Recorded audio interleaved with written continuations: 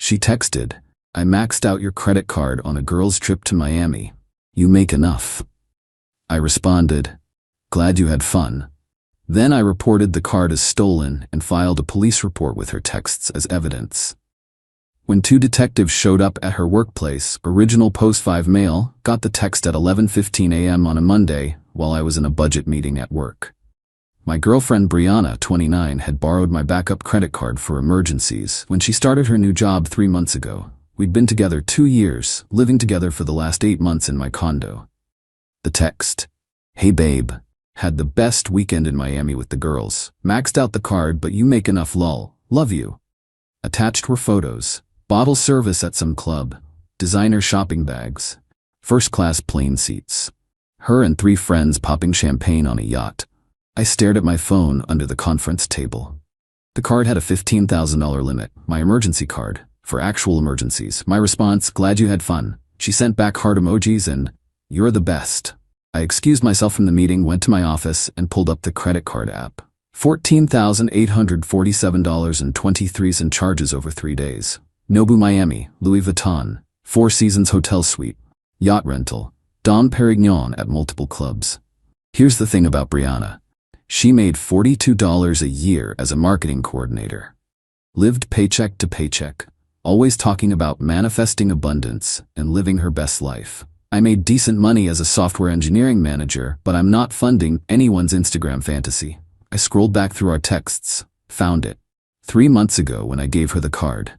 Me, "This is only for emergencies, real emergencies." Her, "Of course, baby. I would never abuse this, just for peace of mind." I took screenshots of everything, the original agreement, today's confession, the charges. Then I called the credit card company. "I need to report fraudulent charges on my card." "Sir, do you have the card in your possession?" "No, it was stolen." "We'll freeze the card immediately and send you a fraud packet." "Will you be filing a police report?" "Absolutely." 20 minutes later, I was at the police station with printed screenshots. The desk sergeant looked at the evidence. She admitted to using the card without authorization. She had authorization for emergencies only. This was clearly not an emergency, and she knew the limit and deliberately maxed it out. According to her own message, yes. He shook his head. "We see this more than you'd think. The detective will want to speak with her." I filled out the report. Fraud over $10,000 is a felony in my state. Went back to work. Turned off my phone. Had 3 more meetings. Acted completely normal. Got home around 6 p.m. Brianna was on the couch, wearing new designer sunglasses, scrolling through her phone. "Hey babe, you're late. I ordered Thai food with my card since yours isn't working for some reason." "Must be a glitch," I said. She chattered about Miami while we ate, the incredible networking opportunities, and how investing in experiences was so important. I nodded along. That night, she tried to get intimate. I claimed I was tired from work, slept on my side of the bed, mentally calculating how to protect my assets. Tuesday morning, left for work early. She was still asleep, probably exhausted from her investment in experiences. Update 1, 3 days later. The detectives moved faster than I expected. Thursday, 2 p.m., my phone exploded. 63 missed calls from Brianna. Texts ranging from, "What the hell? The police are here at my work. Are you serious right now? This has to be a mistake. Call me back now. I'm being arrested. This is insane over a little shopping." Then nothing for 2 hours. Then a call from an unknown number. "Is this Mr. Me?" "Yes. This is Monica, Brianna's friend. She's been arrested for credit card fraud. She said you need to drop the charges immediately." I didn't press charges. I reported fraud. The state pressed charges. Over a credit card you gave her? Are you insane? I gave her a card for emergencies. She spent $15,000 on bottle service and designer bags. She's your girlfriend. Was. Past tense. You're seriously gonna ruin her life over money? You make 6 figures. And she makes $42,000 but spent $15,000 in a weekend. That's called theft. Monica went on a rant about how I was controlling, abusive, petty, and would die alone. I hung up. The calls started flooding in. Her mom, Deborah, her sister Alexis, friends I'd never even met, all with the same script. How could I do this? It's just money. I'm ruining her life. I need to fix this. My response to everyone: she stole $15,000 and admitted it in writing. This is a legal matter now. Got home to find Brianna's stuff still there but her car gone. She'd been released on her own recognizance but hadn't come home. That evening, Alexis showed up at my door with 2 guy friends, big dudes, trying to look intimidating. "We need to talk," she said. "No, we don't. You're trespassing. Leave now or I call the police." One of the guys stepped forward. "Just hear her out, man." I held up my phone, already recording. "I have cameras all over this building. You're on them right now. Leave, now." They exchanged looks and left, but not before Alexis said, "You have no idea who you're messing with." I deadbolted the door and called my lawyer buddy Tom. "I need a restraining order and an eviction notice drafted." "What's the lease situation?" "She's not on it. Month-to-month tenant at best. I'll have both ready tomorrow." That night I installed an extra door camera and changed my door code, moved her stuff into boxes in the living room, found a notebook while packing. She'd written manifestation goals on the cover. Inside, vacation to Miami, check. Get Brandon to pay off my student loans. My name is Brandon. Move into a luxury apartment. Convince B to propose by end of year. I photographed every page. Update 2, 1 week later. Brianna tried the emotional manipulation route hard. She showed up Sunday morning looking deliberately disheveled. No makeup, messy hair, sweatpants, crying before I even opened the door. "Please, Brandon, please, I'm sorry, I got carried away. I'll pay it all back." "How? You make $42 a year and have $30 in student loans. I'll get a second job. I'll sell my stuff. Please don't let them prosecute me. I could go to prison over a mistake." Stealing $15,000 isn't a mistake, it's a crime. "I didn't steal it. You gave me the card. For emergencies. You knew that. You admitted knowing that in your text." She switched tactics. "I've been so depressed. The pressure from social media. Everyone's living these amazing lives and I just wanted to feel special for once. I think I need therapy, not jail." "You can get therapy. Jail has counselors. How can you be so cold? We lived together. We talked about marriage." "You talked about marriage. Specifically, about me proposing by year's end according to your manifestation journal." Her face went white. "You went through my stuff?" "While packing it. It's in boxes by the door. You have 72 hours to get it per the eviction notice." She lost it. Full screaming meltdown on my doorstep. "You're a monster, a petty, vindictive monster. I hope you die alone. No woman will ever love you." The neighbors came out. I stayed calm, recording everything on my phone. "Brianna, you need to leave. The restraining order paperwork is filed. If you don't leave, I'll call the police." "Call them. Tell them how you're ruining my life over nothing." Mrs. Patterson from next door piped up. "Honey, you just admitted to stealing his credit card on his doorstep camera. You should probably stop talking." Brianna spun around. "Mind your own business, you old bat." "Old bat who used to be a prosecutor," Mrs. Patterson said cheerfully. $15,000 in credit card fraud? That's prison time, sweetheart." Brianna ran to her car and peeled out. Monday brought the escalation. Her mom, Deborah, called my office. Got through to my boss by claiming to be a client. "Your employee Brandon is destroying my daughter's life. He's vindictive and abusive." My boss called me in. I showed him the police report and texts. "Jesus, 15 grand in Miami? Is she insane?" "Apparently." "Take the day if you need to deal with this." "I'm good. Work keeps my mind off it." But Deborah wasn't done. She posted on the company's Facebook page, Google reviews, everywhere. "Brandon last name is an abuser who preys on young women." HR had to get involved. I provided all documentation. They sent Deborah a cease and desist. Tuesday, Brianna's lawyer contacted me. Not a criminal lawyer, some personal injury ambulance chaser she found. "My client is willing to settle this matter civilly. She'll agree to pay back $5,000 over 2 years if you drop the criminal charges." I can't drop charges I didn't file. The state filed them based on her written confession. "You reported it because she stole $15,000. She's facing 5 to 10 years in prison." Should have thought about that before the yacht rental. "You're being unreasonable. She's young. She made a mistake. She's 29, not 19. And it wasn't a mistake. It was deliberate theft." He tried several more angles. I hung up. Wednesday, the real entertainment started. Brianna went on social media with her version of events. "My controlling ex-boyfriend is trying to destroy my life. I used a credit card he gave me and now he's having me arrested. This is what happens when you date insecure men who can't handle successful women living their dreams. Abuser, narcissistic abuse, toxic masculinity. The comments were mixed. Her friends rallied around her, but then someone asked, "How much did you charge?" She didn't answer. Someone else found the public arrest record. $15,000? Girl. The tide turned fast. People started calling her out. She deleted the post, but screenshots were already circulating. Update 3, 2 weeks later. The preliminary hearing was yesterday. Brianna showed up in a suit that was obviously new, probably borrowed from Alexis, trying to look professional and remorseful. The prosecutor laid out the case. Defendant was given a credit card for emergencies only. Text evidence shows she understood this limitation. Defendant spent $14,847.23 on luxury goods and services.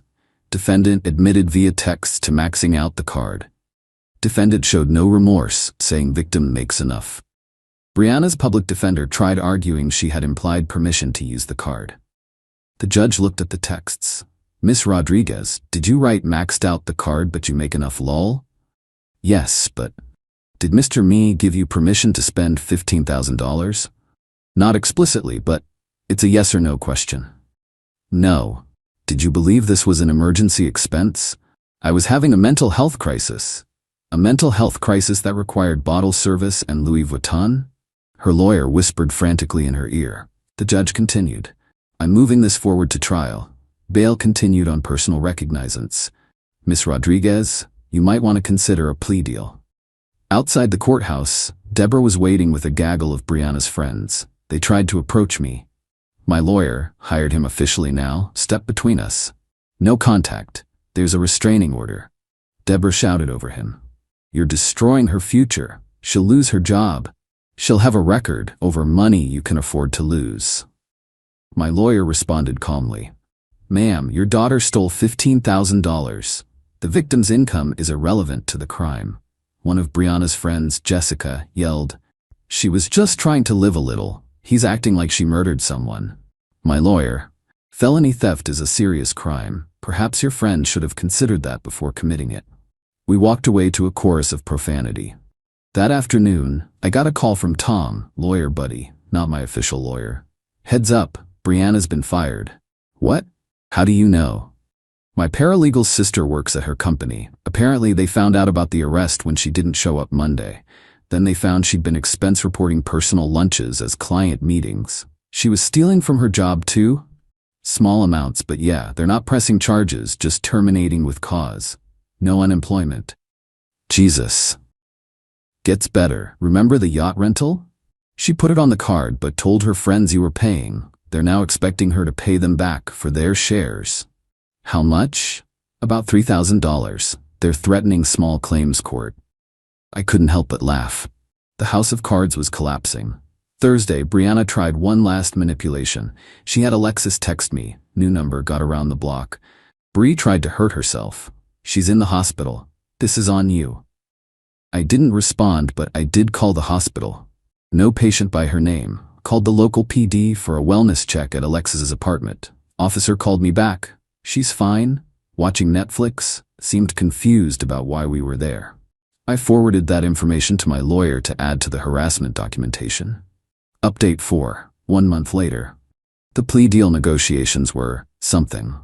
Brianna's public defender reached out to the prosecutor. She was willing to plead to a misdemeanor with community service. Prosecutor laughed. Counteroffer: plead guilty to felony theft, 2 years probation, full restitution, 200 hours community service. She refused. Wanted to go to trial. Her lawyer tried to talk sense into her. Meanwhile, the civil lawsuit from the credit card company hit. They wanted their $14,847.23 back, plus interest, plus legal fees. She was served at Alexis's apartment. Alexis called me from yet another new number.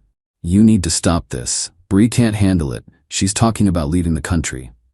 That would violate her bail conditions. "She's desperate. Just tell them you gave her permission." That would be perjury. "You're such a piece of shit. You have the money. Had. Past tense. Spent it on a lawyer to deal with your family's harassment." She hung up. Next day, Brianna did something spectacularly stupid. She went on a podcast, some small empowerment podcast hosted by her friend Nicole. titled When Love Turns to Legal Warfare, My Story. She told her version for 45 minutes, how I was controlling, how I financially abused her by making her feel bad about not earning as much, how the Miami trip was her reclaiming her power, how I was weaponizing the legal system. Then Nicole asked, "But did you have permission to use the card for the trip?" Brianna paused. "He gave me the card. That's permission. For anything."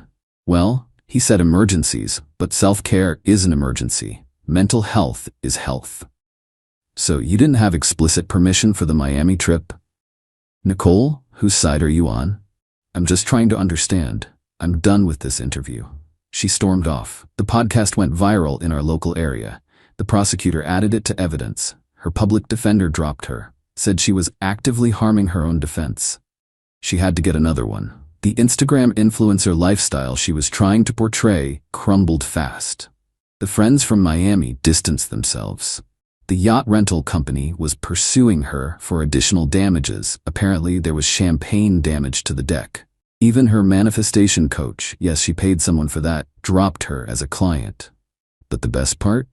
Remember those designer items she bought? She tried to return them. Stores wouldn't take them back because she'd worn them and posted photos. She tried selling them online. Listed a $3,000 Louis Vuitton bag for $2,800. Someone commented, "Isn't this the bag you stole with your ex's credit card?"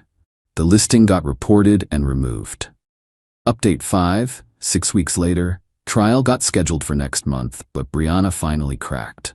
Her new lawyer, a tired-looking public defender named Mr. Fredericks, called mine.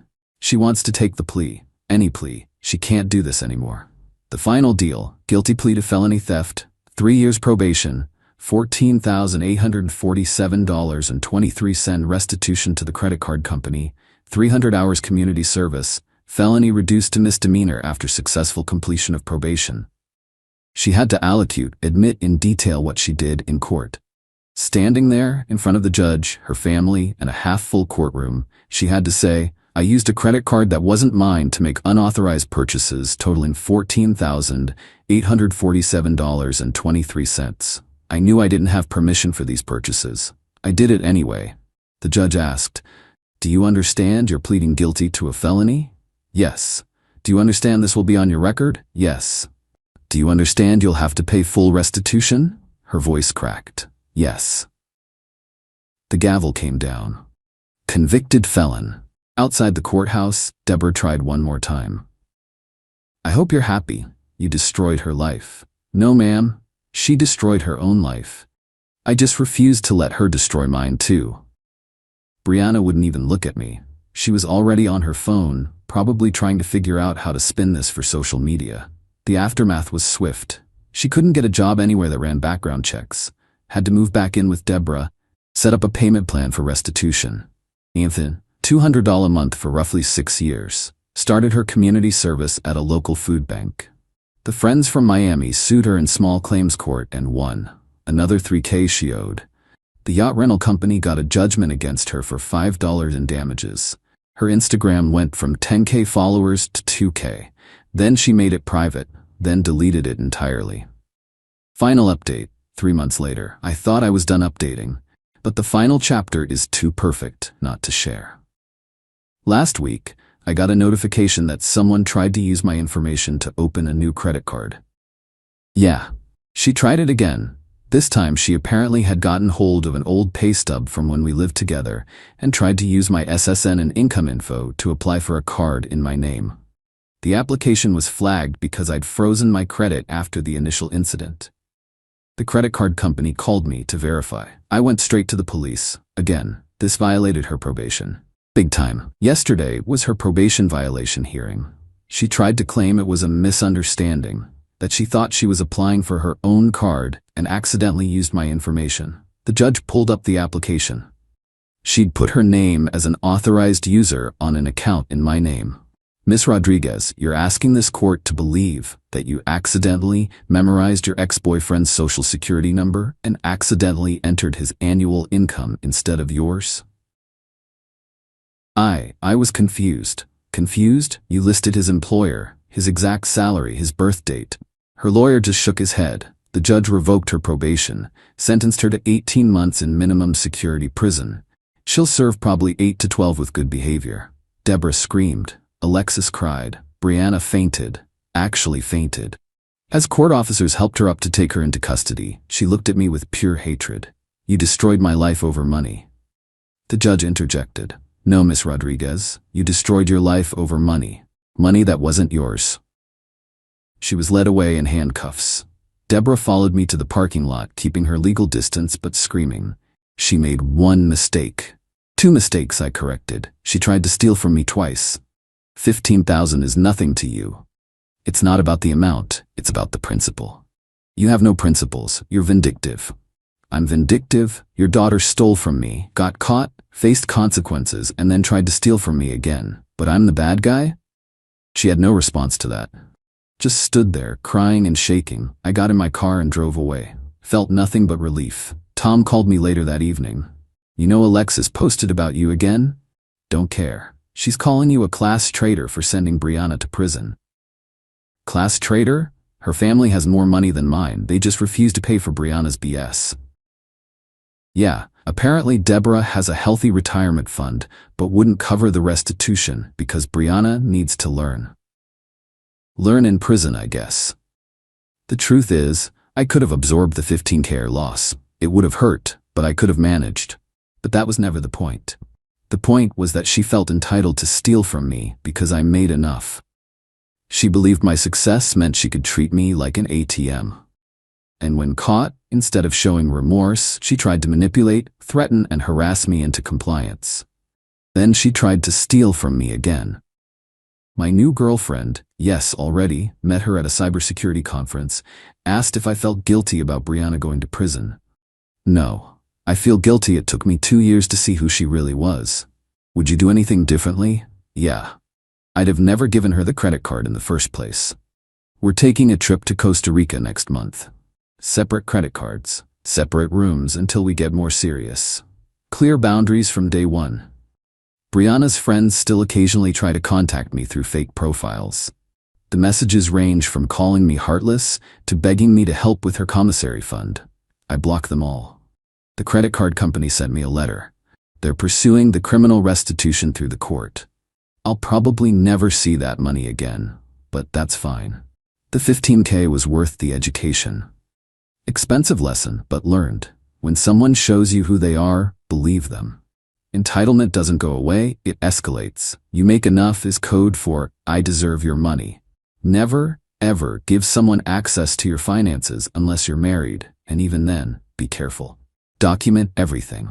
To those saying I went too far, she stole $15,000, admitted it, showed no remorse, and then tried to steal more while on probation. I didn't go far. The law did exactly what it's supposed to do. Brianna, if you're reading this from your minimum security cell, that manifestation journal you kept, you manifested this. Congratulations.